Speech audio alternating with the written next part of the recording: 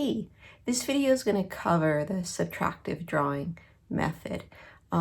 Sometimes it can also be referred to as the reductive method, but basically in this charcoal drawing method, we need to start with the ground, and then from there we're going to subtract, erase, or remove the light mass or the values that are lighter than the ground surface.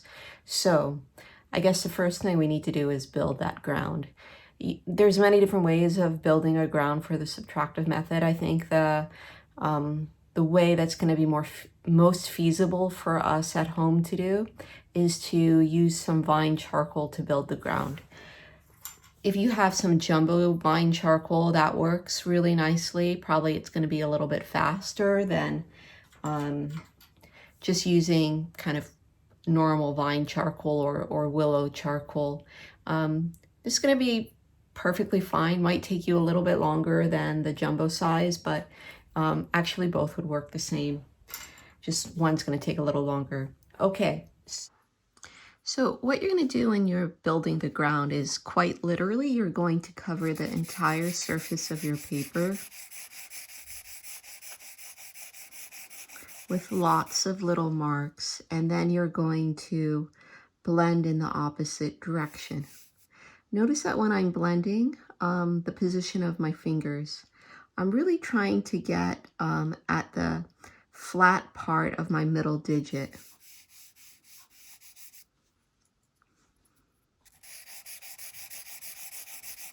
Try to keep your marks really close together. This is really good practice also for understanding pressure.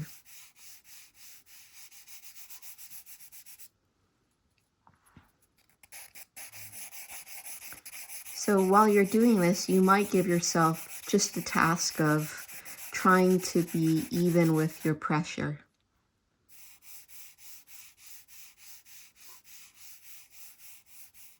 So that's about as dark as you need for it to be.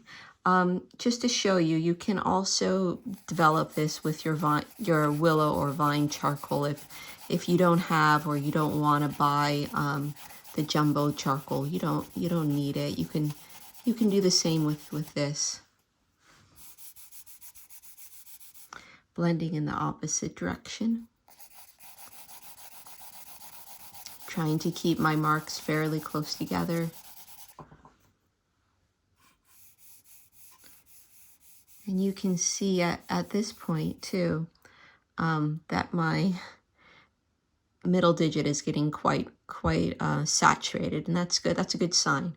So trying to blend like this. Why do I hold this finger like this? I feel like it gives me a lot more direction and control. So this is going to be the surface that is actually touching the paper and doing the physical blending, but it's my pointer finger, this finger, that's going to be directing or giving giving direction to where my middle finger is going. So that's the idea with that. So you would fill up the entire paper with a ground layer like this. So in the subtractive method, we're going to begin with our vine charcoal. So not the graphite pencil, we're going to just jump in with the vine charcoal. And to do your drawing, you'd still want to measure, you still would want to get out your dividers, but just for the sake of showing you the process here, or how things work, you can, let's say, do your line drawing, mistake, not a big deal. You can kind of mush the surface back into the line and the line disappears. Not that you would make a mistake, but, you know, for future reference, helping somebody else. So let's look at our dear friend, the sphere. And I'm not going to fully render a sphere. Really the point here is just to give you an idea of how the technique would work. So here we have our sphere, and if we could pretend that our light is coming from this direction, we'd have our division of light mass and shadow mass, and our cast shadow. And I would still draw in your shadow shapes at this point. So we have our light mass and we have our shadow mass. If we were drawing in kind of the technique we learned first, or the earlier method we went over on how to shade, at this point we would block in our shadow shapes with vine charcoal. But because this is the subtractive method, we're going to subtract or take away the lights. So to do that, I have my kneaded eraser. And the kneaded eraser is just like your pencil in that it's pressure sensitive. So the more you push down, the more effect you'll have on the paper. The less you push down, the less effect you'll have on the paper. So if you're a true beginner, don't really worry too much about that. Just focus on removing the lights. But if you wanted to take it up a notch in terms of your technique, you could think about, even in the early stages, when you remove your lights, to remove it with the mindset of, okay, this is the highlight. I know it's my lightest light, so let me apply the most pressure there. And as I go away from my light mass or my highlight, let me gradually allow the surface to get a bit darker.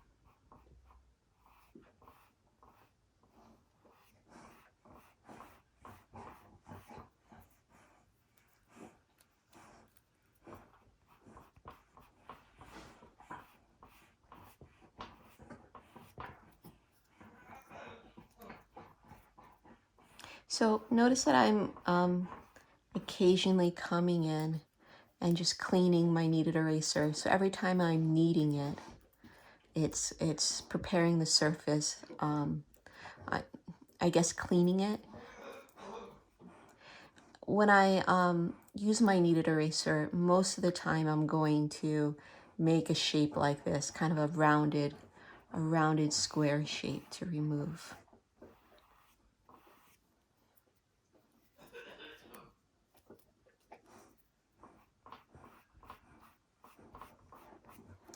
And I also want to remove, in this little imaginary sphere, I'm going to take away the tabletop too. I guess I'll pretend that the tabletop is a lighter surface.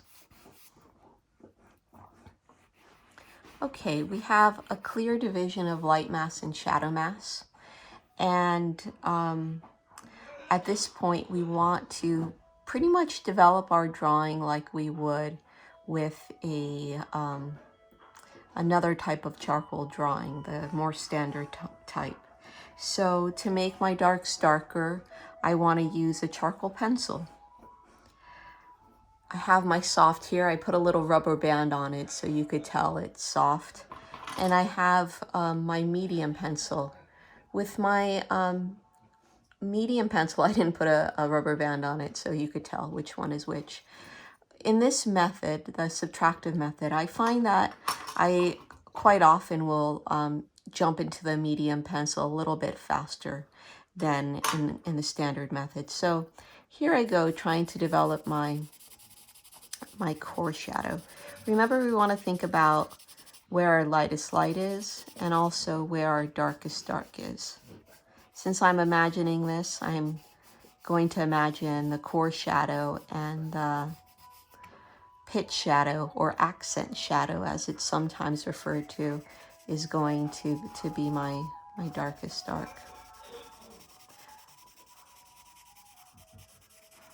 When I apply the core marks for the core shadow, I go across the form. Have my blending tool here.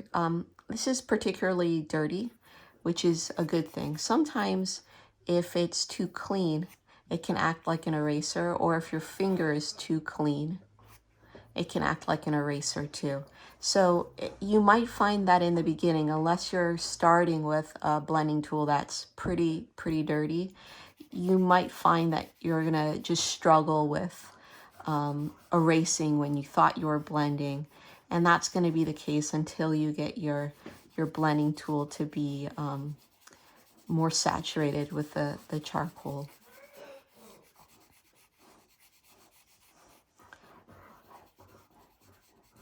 So remember, if you want to make a value lighter than the ground, you're going to be erasing. If you want to make something darker, that's when you're going to be using your charcoal pencil, soft or medium. I want to talk to you a little bit more about what I call the crescendo effect. So it's helpful to think about a simple form of maybe like a cylinder at this point. And I'm going to really demonstrate two things for you. The first thing I'm going to do is I'm going to show you a cylinder of a student that is really trying their bestest to follow directions, to get something that looks really dimensional, but their efforts fall apart in certain areas, or you'll see. So here we go. We have a cylinder-like form.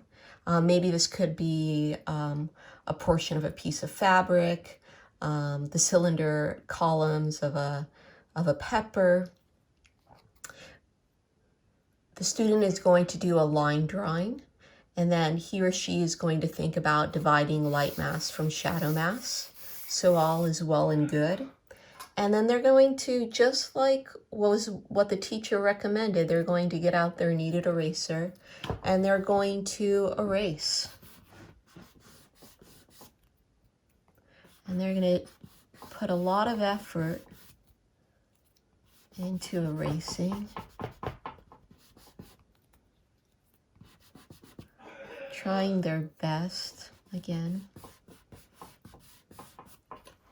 And then they're going to say to themselves, oh yeah, a coarse shadow, that's a good idea. And they'll draw on a coarse shadow. And then blending is a good idea. So then they'll blend. And they're trying to follow all the rules, right? They have light mass, they have shadow mass, and they have their coarse shadow. So technically, they're kind of following some of the big rules. But they're missing out on one key thing, the crescendo effect. So let me show you the crescendo effect. So we have a very similar form, right? And here we're going to go do the same thing. We're going to divide light mass from shadow mass. And now we're going to pull out the light. Still, we're doing the kneaded eraser.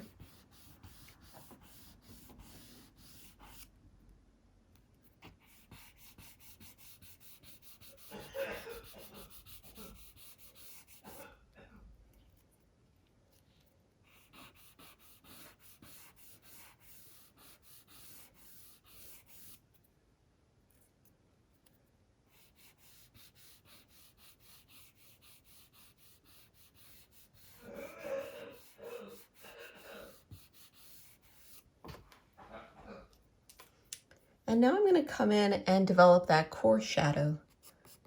But notice that I'm going to go across the form. When we develop our coarse shadow, I always recommend going across the form.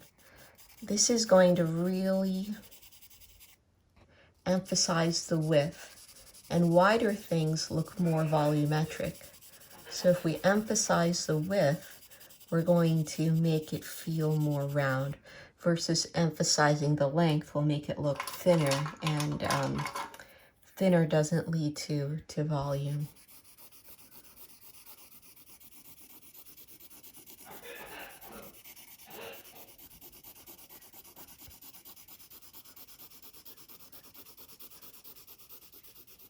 Notice that I'm blending in the opposite direction of my marks.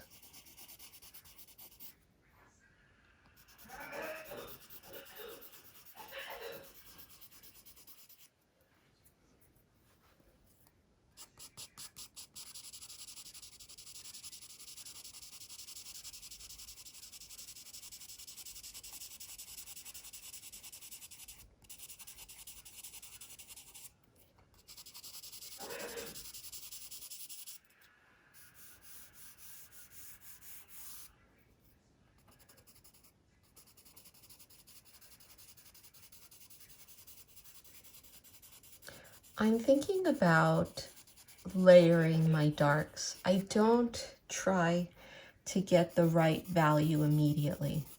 Everything is done in layers. Makes it look more beautiful, more mysterious.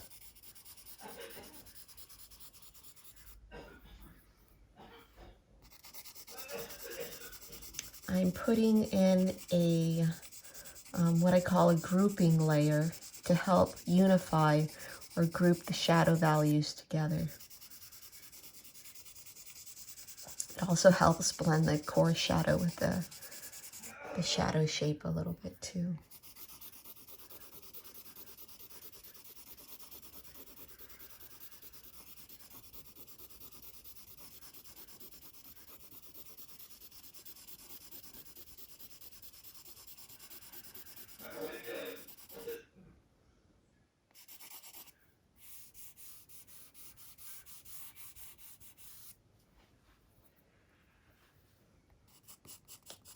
Put another layer.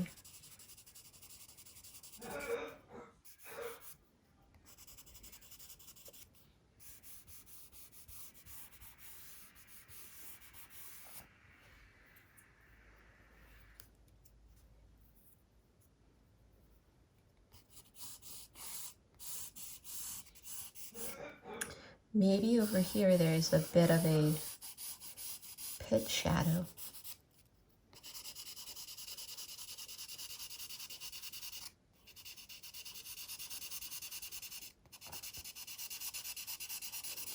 You can see that adding in a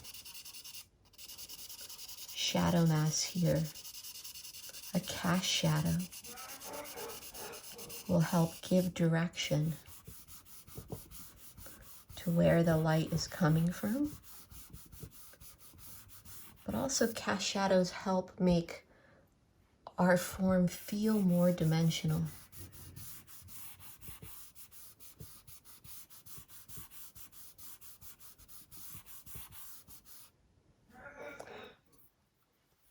I want this line to be less significant. When I shade, one of my goals is to get rid of all of my lines. It could be as simple as this, just erasing and making the line less noticeable. Sometimes you can come in with a hard pencil. I'm looking for a hard pencil now. Here's a hard pencil.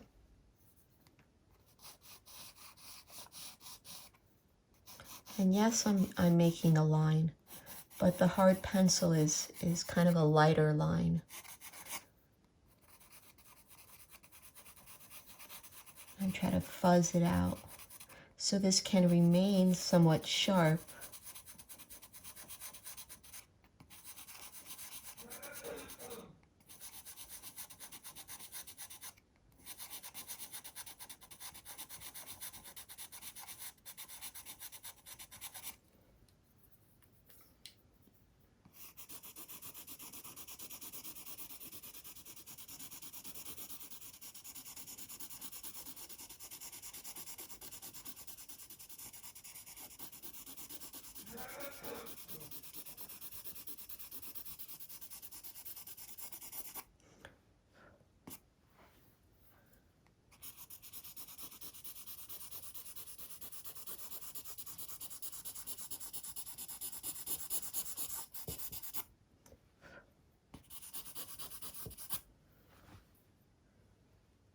So this took a considerable more amount of time, but the results, I think, are clear that this is a little bit more three-dimensional, and that reads as being a little bit more flat.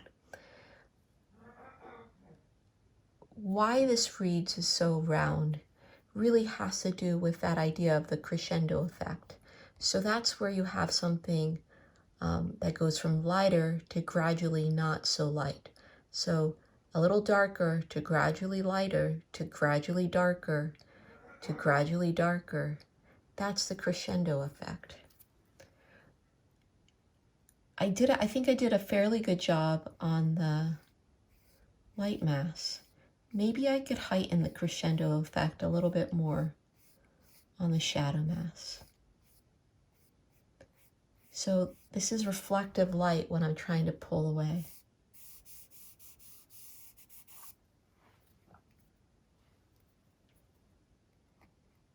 I have to be a little careful with reflective light, because if I make it too light, it's going to make the shadow mass feel a little spotty and ununified. So I have to really work on not overdoing it.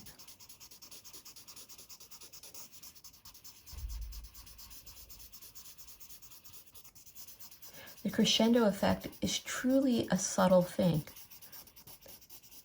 If you think about it, in the light mass, even, well, I'll put it this way, in the light mass, there is a range of values that's permissible. We don't have in the light mass, for example, any areas that go from black to white. No, it's a small value range, but it's a it's a gradient, the crescendo effect. So it's going from not so dark to lighter to not so dark again. And it's going to be a similar thing in the shadow mass, where it goes from darker to a little lighter to a little lighter to a little darker again. So you have a similar effect on both the light mass and the shadow mass. The thing to focus on, though, is this understanding that the shadow mass is going to have a darker value range. Nowhere in the shadow does it get super white. It might get lighter, but not super white. Just like in the light mass, nowhere is it going to get super black. It's going to stay within a limited value range. So one thing I want you to really consider is this idea of crescendo. So when you're drawing, you're trying to make organic form feel dimensional, the crescendo effect is going to be one of your main ways of making things look dimensional. Crescendo effect makes things look dimensional. Core shadow shape and value makes things look dimensional.